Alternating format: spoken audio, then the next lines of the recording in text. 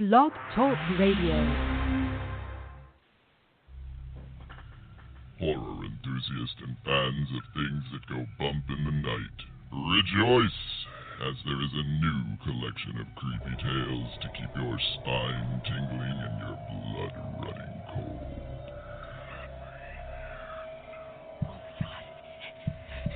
He's gonna kill me. The brainchild of prolific author Yvonne-m. Welcome to Your Nightmare is an anthology of stories from a gifted batch of writers specializing in keeping you up at night.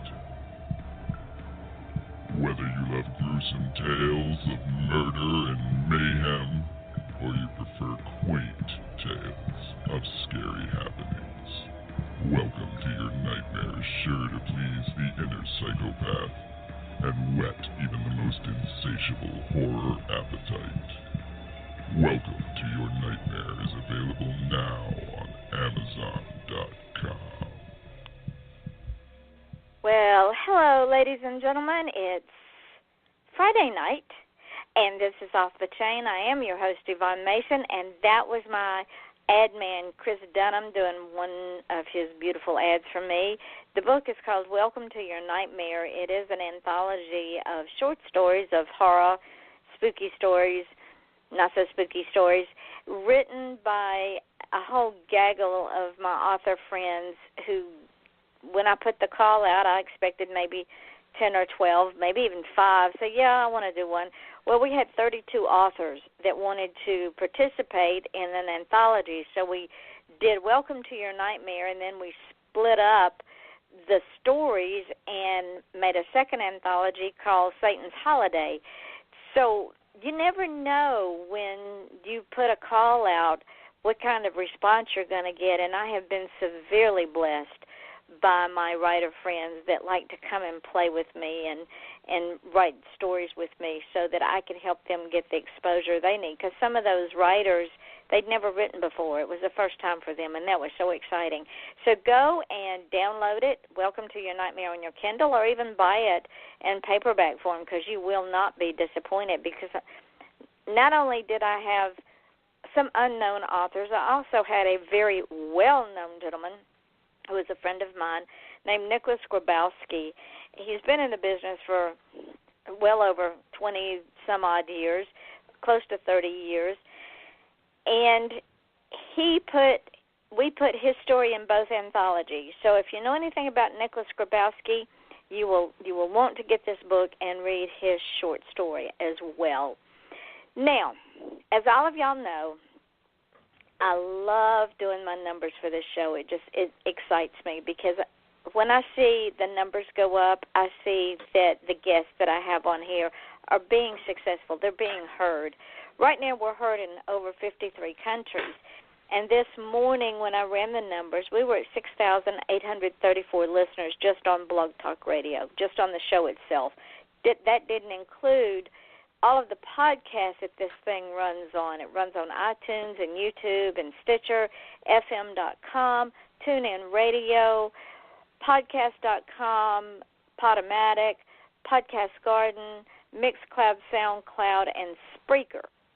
So when you add all of those up and put that with the 6,834 listeners just on the show, we're at 15,658 listeners.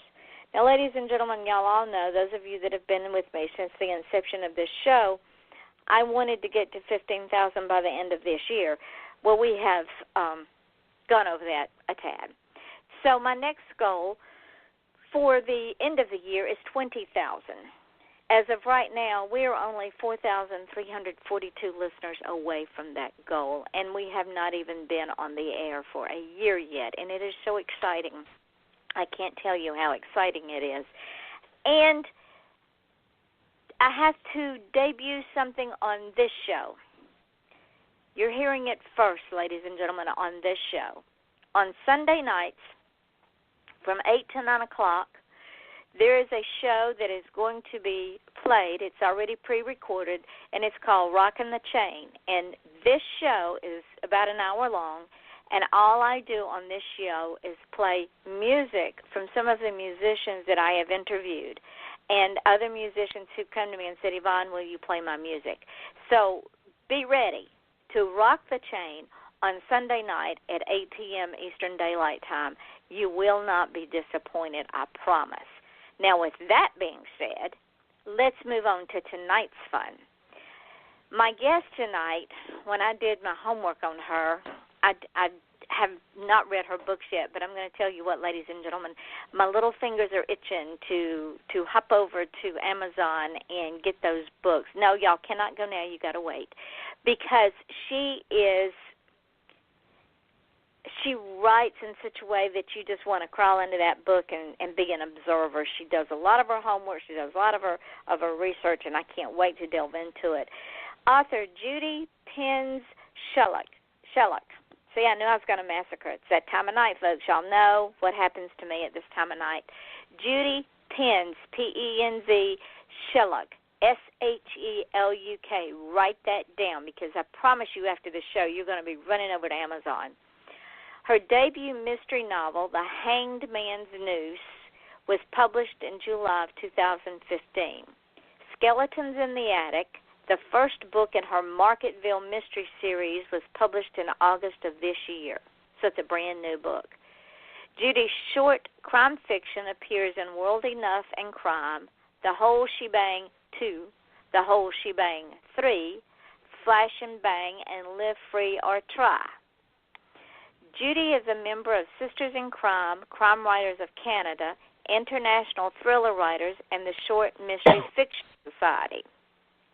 Now, a little bit more about Judy, in that she, if I'm not mistaken, lived in Canada, moved to the States, moved back to Canada, and now she's back. So we are glad she's back. Thank you for being on my show, Judy. I can't wait for us to have fun tonight. It's good to be here. So, did I get it right? You lived in Canada and then came and then went back and then came back, or did I get that one wrong? No, you got that one wrong. I was born in Toronto, and I've lived within 2 hours of Toronto ever since. I have worked for American companies and traveled to the States a lot before I became an author, but I've actually never lived in the United States. Oh, okay, so I misread. I apologize, ladies and gentlemen. See, that's what happens. That's why I always ask my guest. So,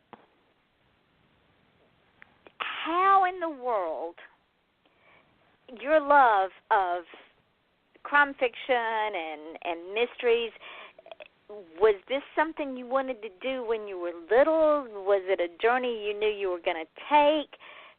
How did you get here? Because this to me is so exciting, especially once we get into how you do your research to do your novels. Sure. Well, as a young kid, my mom used to work at Zeller's department store in the toy department, and every payday she would buy me a Nancy Drew book. And so that's what I grew up reading, and I coveted those books. And I always sort of thought one day I might want to write a book like that, but I didn't for many years. It's like you always say you're going to do this or that, but you don't really end up doing a lot of these things. That I ended up actually becoming a credit manager, which is about as far away from writing murder mysteries as you can get. Although I did maybe want to murder some of my clients, but anyway, So it wasn't until probably about 15 years ago that I just thought, I think I'd like to try my hand at writing. And so I took some courses and became a freelance writer first, left the credit world and became a freelance writer for magazines. And that's where I learned to research, right, because I wrote about many, many things, everything from codeine to porta potties. Wow.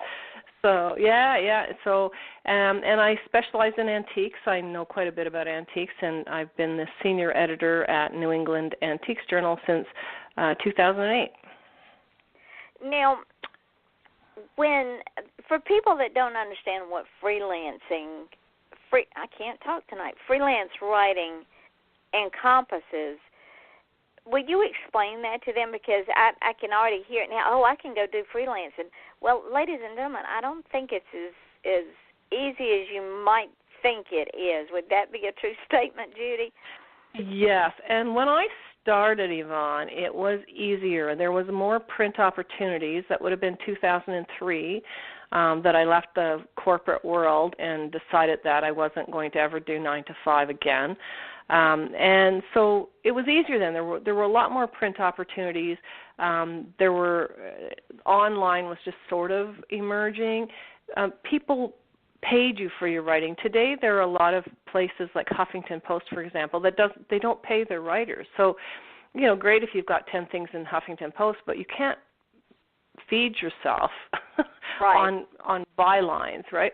So it was easier for me, I think. But also, there's pros and cons. Obviously, if you're freelancing, you're self-employed, so there are no benefits.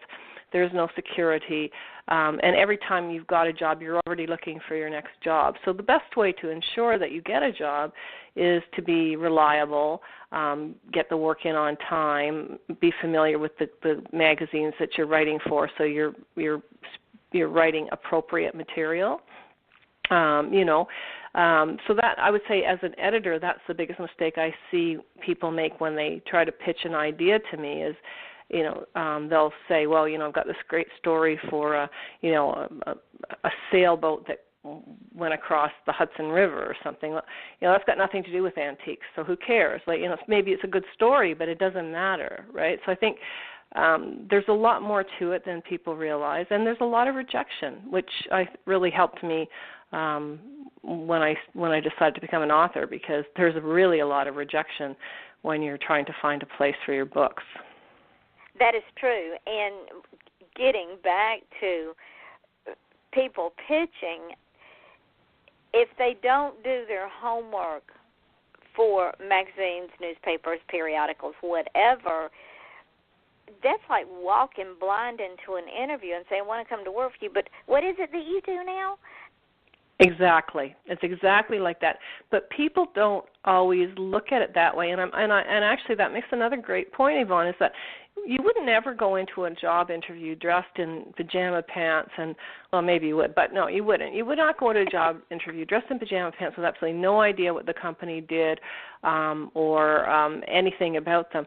And you would treat the person that was interviewing you with some sort of respect. You would say, hello, Mr. Smith, or hello, Mrs. So-and-so. But you'd be surprised at how many people will email because they feel it's a different medium, and they'll go, hey, Jude, just thought I'd check and see if you'd be interested in, a story about fly fishing. Like, you have to be you still have to be professional in your approach, because you're one of many, many people trying to get this job, right? So if you don't treat it like a job, you're not going to be successful no matter how good your idea is. I think that's the biggest thing. Like, spell the editor's name right. That's really important. And do your homework. Absolutely do your homework and treat it like every single assignment, like a job. And if you do that, I was very successful as a freelance writer. But I treated every assignment like a new job. And the people that I interviewed, I made sure I did research on them before I spoke to them, so that the questions that I asked were relevant. I think that's all part of it. It's a lot more to it, and it doesn't pay particularly well. So people are thinking, well, there's an easy fix. No, these stories of Carrie Bradshaw in Sex and the City making, I don't know what she was making, some crazy amount of money, $400 a word or something. You're lucky to make 10 cents a word, right? So. Exactly. It's quite a bit different. That's what people I'm not buying understand. any of those fancy shoes, okay? I'm not buying those shoes with the red soles. Well, and what it slays me, because like you, I am old school. I started working at 5 years old and in my father's business because I answered his business phone. Now, I wasn't even in school yet, but I could write because my mother taught me to write, and there were 4 stair steps under me. So I had, as the oldest, I had to help pick up the slack. So at 5 years old, I'm answering a business phone in a business manner. And I would not anymore think about sending you that type of email, then I would fly backwards. Exactly. That's the best way to get the door slammed in your face. Absolutely. Mercy, I can't believe it. And about fly fishing in an antique magazine? Okay. How is that relevant? Yeah. Exactly, now, exactly. Well, I think people think... Go ahead. I think people, they think they have a great idea, but the same principle can be applied to books or looking for publishing houses. You know, if you have a book that's, say, a romantic novel, then there is absolutely no point sending that book, no matter how good it is. It could be fabulous, but no matter how good it is, there's no point sending it to a publishing house that specializes in mysteries.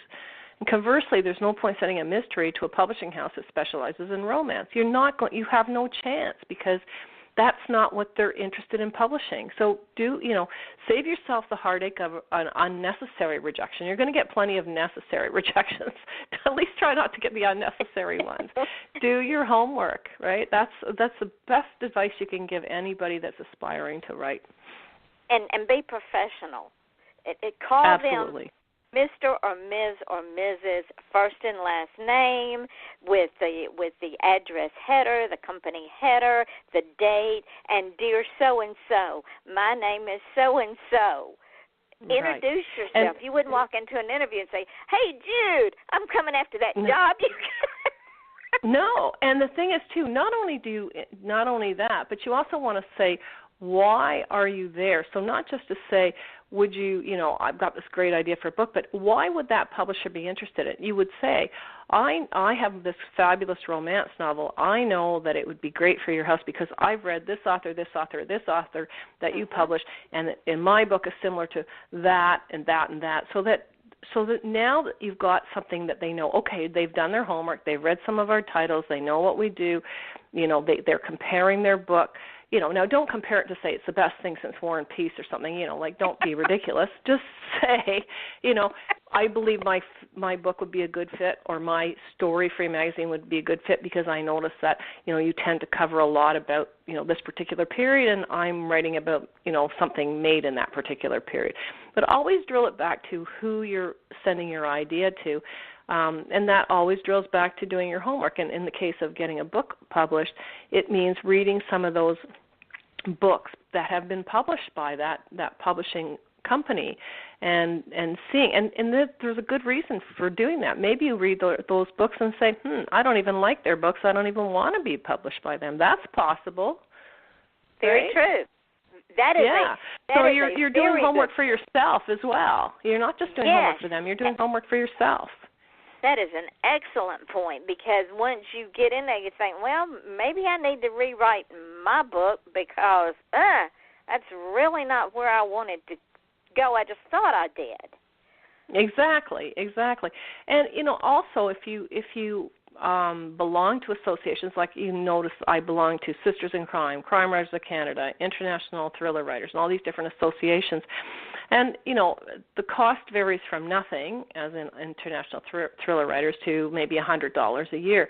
And it can seem like a lot of money until you realize that the benefit of that is that you've now developed this huge network of like-minded people. And so if you have a question, you've got people that you can ask, people that are in the industry, and you can say to them, what would you recommend, or do you recommend this publisher? And you will likely get an honest answer off the main list type of thing, right?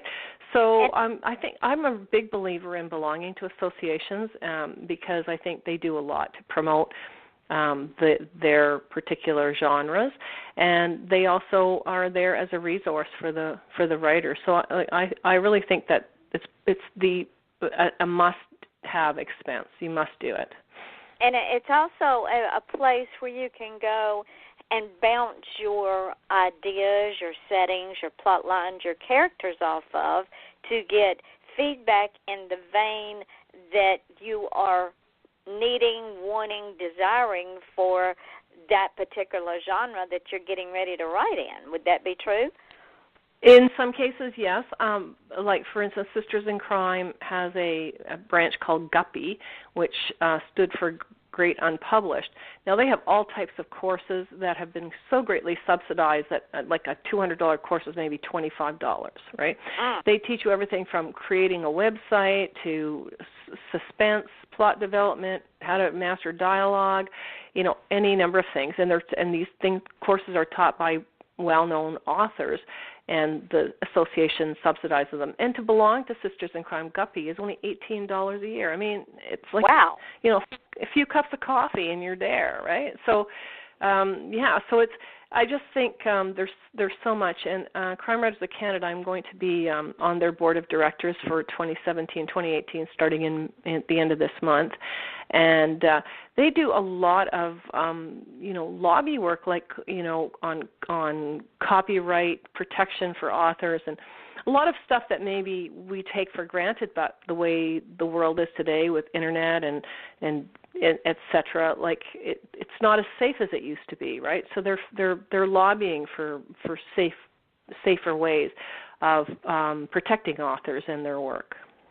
Yeah, because if you go on the internet, and I found several of my books on these sites where they're quote unquote free sites, they put a person's work up to be downloaded for free. Well, that's all well and good, except that to me it's piracy. And number one, we worked hard to get our work out there, and what we do in our craft is not an easy thing on a good day, much less a bad day when the voices won't talk to you. And then for someone to take our work and give it away without our permission, it's stealing. It is. It's stealing. I mean, no sooner would you, like, one day I always tell the story. My husband is, he's a law-abiding citizen. He was an engineer for many years, so he's smart. But, one day he went to the flea market, came home with The Revenant, that movie with Leonardo DiCaprio. But here was the thing. The Revenant was still in the theaters. So I said to him, well, Mike, how'd you get that? It's still in the theaters. And he goes, well, the guy sold it. He goes, oh, it's probably like a pirated copy. I go, you cannot bring that in this house. I mean, I'm an author. Like, I fight against these things. Like, and he goes, well, Leonardo makes all kinds of money. I said, but what about all the other people? I said, you would not go into Walmart, take The Revenant off the stack and stick it in your pocket, but that's what you're doing. You're stealing, right? So he's never bought another one of those bootleg copies again, or at least if he has, he hasn't told me. and it's sad that, and it happens to musicians all the time as well. It happens to musicians all the time too, and the thing is, it's not just the big names that are being affected, but all the people that worked on those films or books, they're all being affected because they've all got a stake in it, and you would not expect, if you were a bank teller, to work all week and then at the end of the week to be told, oh yeah, we've decided that we're not going to pay you this week. I mean, how would that go over? But so I'm hoping that associations like Sisters in Crime, Crime Writers of Canada, they try to work with governments to implement stronger legislation to hopefully at least mitigate some of that. I don't think you can ever stop it anymore. I mean, I think that horse has left the barn, but at least educate people and hopefully protect artists a little bit more. Yeah. And it's gone from, sadly, especially with musicians, it's gone from being raped and pillaged by their managers and the record label companies to being raped and pillaged by people on the internet. Exactly. It's not easy, really. It's not easy being an artist of any sort in today's digital world, that's for sure. But I think the majority of people are honest individuals who will pay for their the product they consume, right? And that's what we've got to, that's what we've got to believe. But it means anyway. more. It means more. It does. Now, on to the meat of the. Yes, ladies and gentlemen, we're going to talk about our books. Y'all just chill out a minute here. When you wrote the first book, The Hanged Man's Noose, tell us about the research that you put into that book. Sure. Well, the premise is one that many people can relate to, in that at the time I was living in a fairly small town that had grown quite a bit. It became quite a commuter town to Toronto. When I moved there, it was more of a rural type of atmosphere. But as, Toronto sprawled out and housing got more expensive, more people came to the area. And so suddenly we found that, the big box stores coming in, right? And the big box stores, I shop at them myself, but they do harm small business because small business can't compete against, a huge box store like a Lowe's or a Home Depot or whatnot. So it was happening in my little town of Holland Landing, and so this book is set in the fictionalized version of it, which is Lounce Landing. And I thought, what if, on the town's main street, which is very historic and has all these independent shops and restaurants, what if, a developer came with plans to build a big box store? And what if somebody on that street was willing to kill him for it? So that was basically the result of that. But it was actually based on stuff I'd seen. I'd seen businesses go under because of big box coming in. And I think we've all seen that. Even in Toronto, which is a huge city, there are communities within that huge city that are, they have little names like Little Italy and Little Greece and Chinatown and whatnot, right? And within those small communities are independent shops, which could easily get trampled by like a large box store, right? So that's where the premise came from. Now, the Glass Dolphin, it's a Glass Dolphin Museum. Glass Dolphin is actually an antiques shop. And again, I drew on my experience as the senior editor at New England Antiques Journal. So a lot of that research had already been done, over the years, and I just really had to go back to old articles or whatever. Now, a bonus of being a freelance writer and an editor for many years is that I'm not afraid to call somebody an expert and ask for their information or opinion. I'd rather do that than get the data wrong. So if there's something that I don't know or I'm not 100% sure of, I don't really trust Wikipedia all that much. So I will go to somebody that I know is an expert in, sandwich glass or, antique guns or what have you, and I'll say, this is what I'm thinking. Is that accurate? How would I describe it? How would somebody use that? What would the value be today? And what I find is that experts are generally very generous with their time because they want you to get the facts right, and they also are proud of their knowledge and want to share it. So it certainly is easier once you've got a little bit of a name going for you. People are more willing to talk to you if you have a book published or something because they know that you're the real deal. But I do think that research is so important because I don't know about you, but if you've ever read a book where there's a fact in there that's just so wrong, it just ruins the whole book for you. That's true, it does, because, and this is what I tell people that want to publish. I say, look, if you're going to do a book, make sure you get in a location you don't live in. Let's just say somebody from where I live in St. Lucie County wants to write a book about somewhere in Atlanta. Well, if they've never been to Atlanta encompasses a large area. You have to define, number one, where you want to put the setting, and number two, you better make sure that the setting is what it's supposed to be, because people that have been there will nail you in a heartbeat for being wrong, and then that, like you say, it just ruins the entire story for them. Absolutely. Now, that's why both my books are set in fictional towns. Now, they are fictionalized versions of places I've lived, but I've because they're fictionalized, I've been able to take liberties with them, which I think is good. But I definitely do mention, real places. And I think you're absolutely right. And it can't be something like if you're writing about Atlanta and you haven't been there in 20 years, well, you better do a refresher trip because things have probably changed, Like that's the thing, right? I'm from Atlanta. I went back. I've been in Florida since 2006. I've been in Florida for 11 years. Well, I went back to the county that I was living in before I moved down here. And it's a little county in northeast Georgia, and my daughters still live there. I said, what the hell happened to this city? Yeah, exactly. Same city. And Atlanta's even worse. Yeah, because it's like things change, Like I don't go to Toronto that often anymore because I live about 90 minutes north in a small town. Once a year, I meet my high school girlfriend. We were best friends since grade 10, and she lives sort of 90 minutes the other way. So we meet once a year in Toronto. And we do Toronto things. And last year we were like, okay, well we'll meet where that radio store was. Well, that radio store wasn't there anymore. We're both sort of wandering around the neighborhood, like, well, where did that radio store go to? But it's true. Things change so fast, right? And it's minute by minute now, Judy. It's not. Oh yeah. Month by month.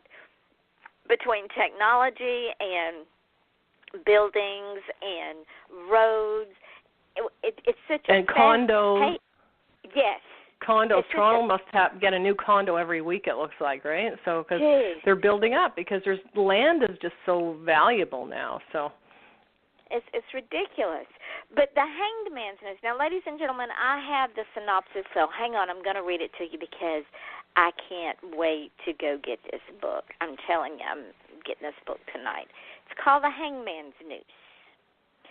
Journalist Emily Garland lands a plum assignment as the editor of a niche magazine based in Lounce Landing, a small town named after a colorful Canadian trader.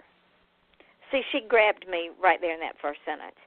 As she interviews the local business owners for the magazine, Emily quickly learns that many people are unhappy with real estate mogul Garrett Stonehaven's plans to convert an old schoolhouse into a mega box store. At the top of that list is Arabella Carpenter, the outspoken owner of the Glass Dolphin Antique Shop, who will do just about anything to preserve the integrity of the town's historic main street. But Arabella is not alone in her opposition. Before long, a vocal dissenter at a town hall meeting about the proposed project dies. And the plot thickens. A few days later, another body is discovered, and although both deaths are ruled accidental, Emily's journalistic suspicions are aroused.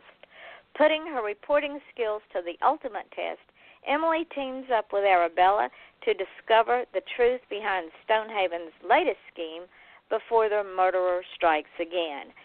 So, ladies and gentlemen, this is where the Glass Dolphin comes in. And what Judy did is the production of Dolphin 6, and I want you to go into that for me for a little bit, if you will, Judy, because that in itself is amazing. This is what we were talking about in doing research on antiques. Tell the folks about these Dolphin sticks. Sure. So Arabella has always wanted to own an antique shop. Her ex-husband, Levon, is an antiques picker, much like the guys you might see on antiques, what's it called, antique pickers on History TV or whatever. So that's what he does. So these cobalt blue Boston and Sandwich glass candlesticks in the shape of a dolphin were her first antique find years ago. And so she's never going to sell these. They're in the window of her shop. But if you were to look up Boston and Sandwich dolphin candlesticks, you would see pictures of them. They're absolutely lovely. They're from the late 19th century. And a pair just recently sold at Jeffrey Evans' auction for $4,500. So they're not cheap. Yeah. So they're not cheap, but they're quite lovely. And the Boston Sandwich Company was was in business from about 1840 till early 1890s. Then they had their employees went on strike and the company folded. So it's sort of like the same story that you might find today, only 100 and something years ago, really. So yeah, I've always thought they were one of my first freelance assignments was on the Boston Sandwich Company, and I really loved a lot of their stuff. I just thought it was really beautiful, and so that was always sort of an idea for me. And ironically, I was actually going to call it the Blue Dolphin Antique Shop, but there is actually a Blue Dolphin Antique Shop in Maine, and I didn't want to get sued, so I called it the Glass Dolphin. That is so neat. Now, see, ladies and gentlemen, what we're talking about, how Judy incorporated what she knew, what she studied, what she's written about in freelancing into her book because she already had the history on it, and it fits this story amazingly well. See, I'm already reading it in my mind, and I ain't got the book yet.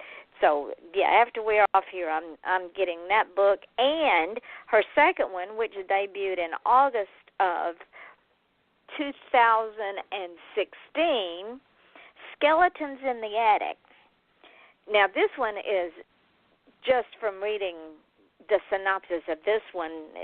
I'm ready to crawl under the covers with a cup of tea and read this one. What goes on behind closed doors doesn't always stay there.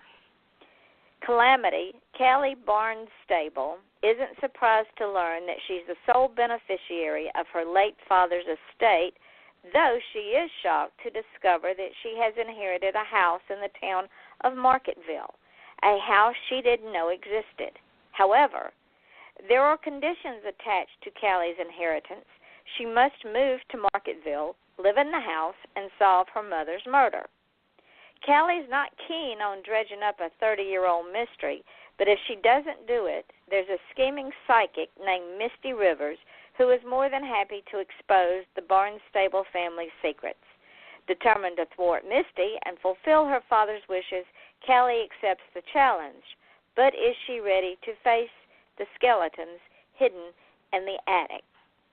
Now, I went on your website, and Calamity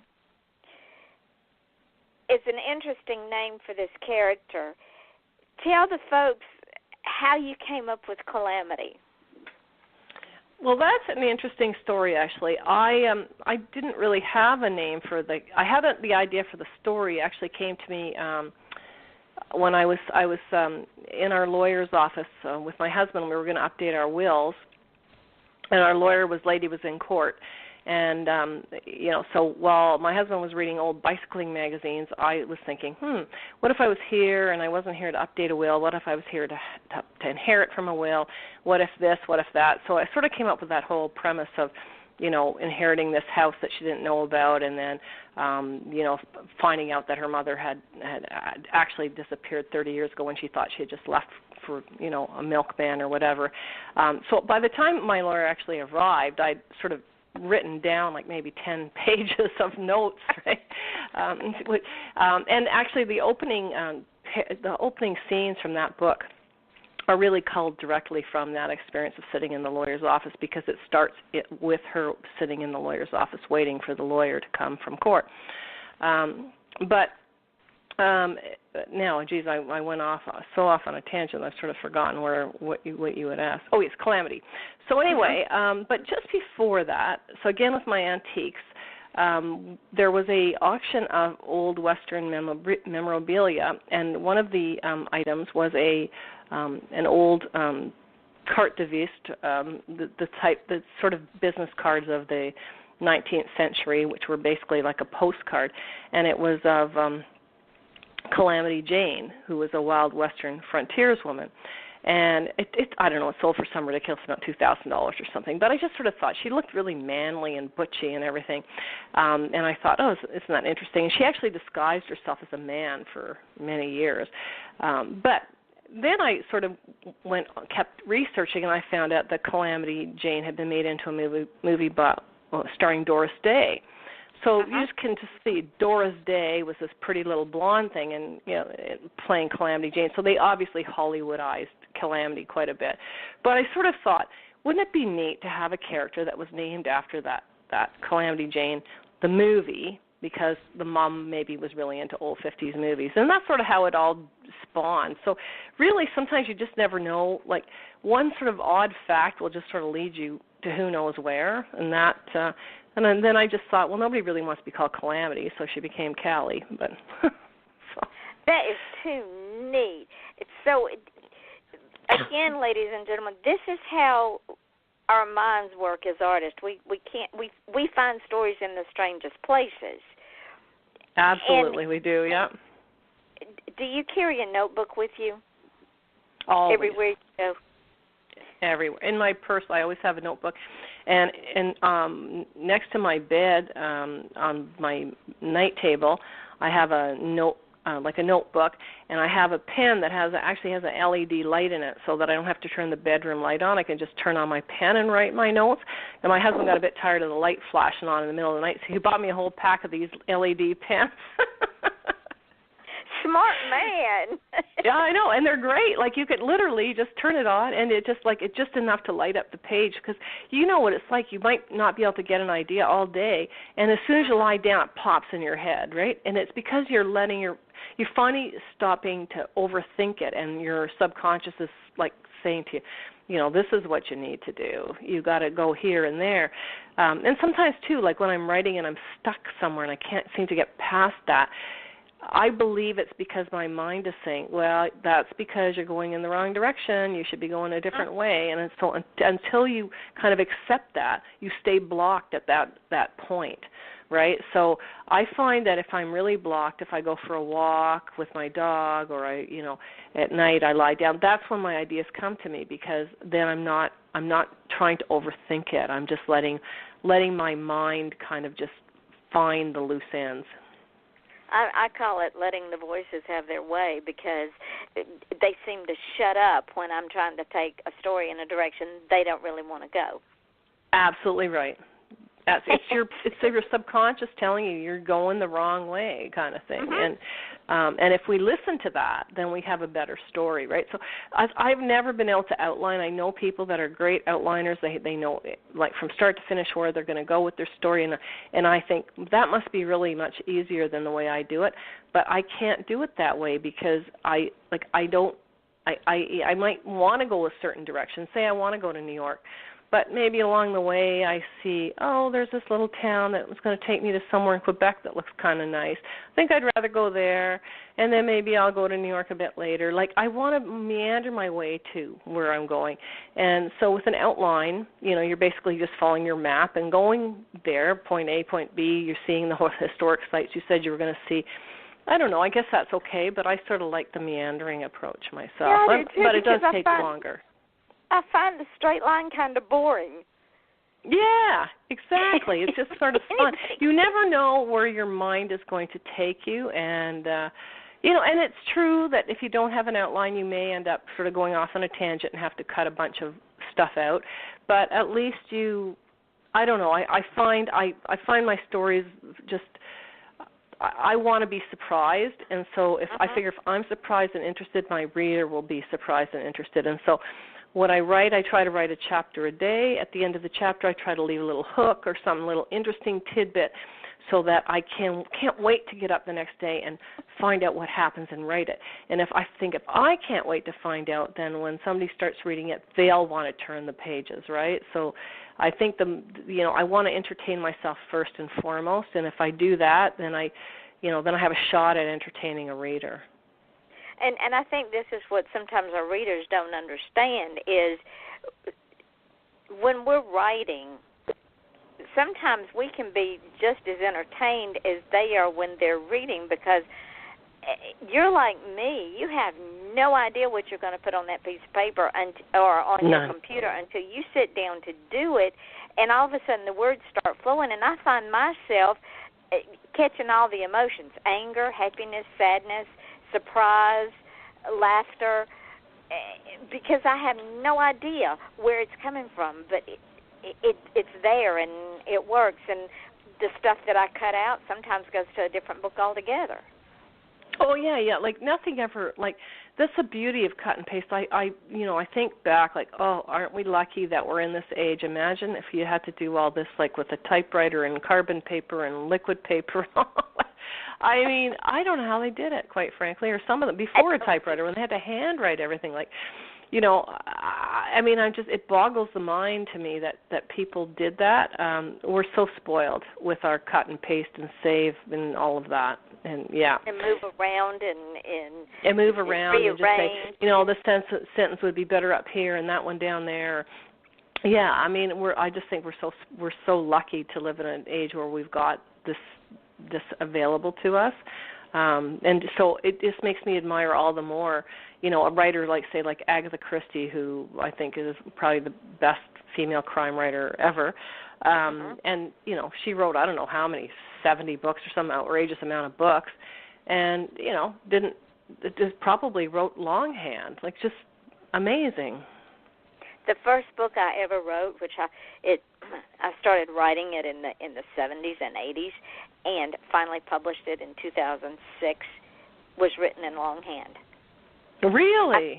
Yes, I still have the original manuscript that I wrote in longhand, and then I transferred it all to the computer. But when I got ready to take it out of draft and put it into finished form, but yeah, that entire book was written by longhand. Well, no, I have done some of that. We have a cottage, a camp, I don't know, like we call them cottages here in Canada, but I think in the U.S. you might call them a camp or a summer home, whatever. It's on Lake Superior, so it's in the United States side of it would be the Michigan's Upper Peninsula, and it's so it's a good 8 to 10 hour drive from Toronto. So it's north. It's really north, right? But so when you go there, you're there for a while. You're not just there for a week because it's like a long time to get there. But when I'm up there, I have a rule that I don't really allow technology up there. I don't want to be cell phoned and all this other nonsense, right? So I just bring my iPad and what I do in my notebook, and I handwrite everything, and then during the day when I'm sitting out at the dock or whatever, and in the morning I'll transcribe that onto my iPad, just like just to get the story down. But I found, like, writing it in longhand, once I could read my writing, I had to kind of clean that up. It's gotten a bit messy over the years. It's amazing how freeing that actually is, writing in longhand. It really is. It takes a lot longer, but it is very, very cathartic to actually write that way. And I think that when I wrote the sequel to Noose, which is coming out next March, most of it was written up at the cottage in longhand first. And it's like, because the book, like you, the book I'm working on now, I started out making notes in the margin of things that I wanted to rearrange after I'd printed out the first 6 chapters. Then I caught myself 12 pages later, I had written 4 entire chapters in longhand. Yeah, but see, that's your subconscious letting you go, right? Letting you free. So I think, I think it's definitely something people should explore. If they're looking at writing and they're finding sitting at a computer screen a bit daunting, then try the longhand thing. It doesn't hurt to try things, right? Right, and you can write anywhere. Yeah, we have the iPads and we have the laptops, but I agree with you. There is something about sitting down and writing that you don't worry about misspellings, you don't worry about sentence structure, you don't worry about content as in does this fit here. You just let it flow, and then when you go back to transcribe it, that's when you clean it up. But it's so refreshing just to write. It is, yeah. It's wonderful. Maybe it reminds us back of like when we were in school or something. I don't know, or when we were kids. Like when I was a kid, I used to, write stories in like a notebook, and I used to keep a diary and this type of thing, right? And like handwrite, So maybe it brings us back to that time, right? It could, but and what is so sad, Judy? What breaks my heart more than anything is these young people that don't know how to write anymore. Yeah, I think it. Like, I'm hoping that things turn around. I think I think part of it is like everybody's so busy writing everything in text messages, and so that they've lost their sense of spelling and grammar, and that is tragic. It definitely is tragic. But I think schools are starting to bring it back. I've even heard that they're starting to bring cursive writing back, cursive handwriting back. Because a lot of people can't even sign their name now. Like, yeah, I mean, it's craziness, right? What people don't realize is there is nothing more beautiful than reading a story or a letter or something that is written in a beautiful cursive hand. It reminds one of a more romantic time, I guess, or a more slowed down time. There's just something neat about reading something that is handwritten. It's more personal, I think.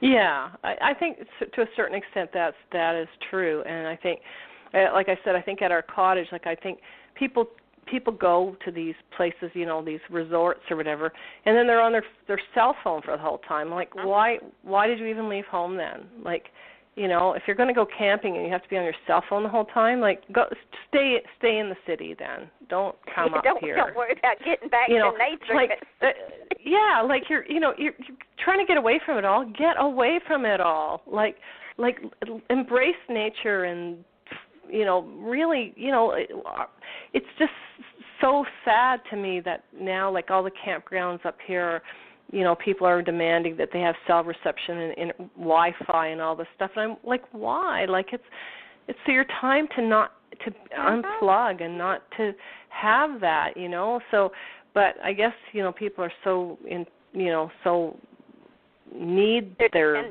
tech. Yeah, they're so dependent on it now that they're nervous not to have it. But for me, I have that 2 or 3 weeks every summer where I just unplug, and guess what? When I get back, nobody's really missed me.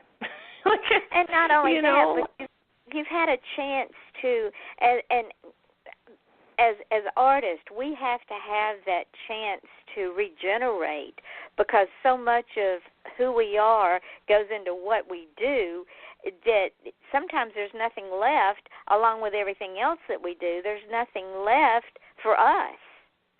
Exactly. Yeah, you need to, it's like charging your own personal battery is what it is. You need that, right? And cleansing your mind of everything. And then only then can you really, when you free it of all the other clutter and everything, you that's when your great ideas come to you, because you're open to them now, right? Exactly. So yeah. So I think I highly recommend it. Even if, and I get some people who can't do it, but don't go for a walk for an hour and leave your phone at home. Like, it really, when you get back, you're not, unless you're a brain surgeon or something. It's okay to, you'll be okay. When you got somebody dying in the hospital, maybe you got to bring your phone. But otherwise, honestly, if people have to leave a message and wait for 45 minutes, the world will, the sun will come up in the morning, right? Absolutely. Now, you're not going to believe this, but our hour is almost up. I know. It just flies by, especially when I have some interesting guests. So what I want you to do, if you will, Judy, is let folks know where they can find you, because you're going on my bestseller list, and I'm sure the other folks can't wait. So let them know where they can find you. And, yes, ladies and gentlemen, Judy and I will stay in touch, because when she gets ready to launch her book by the end of the year, I'm bringing her back, so y'all don't get excited. She is coming back. So tell them where they can find you, my dear.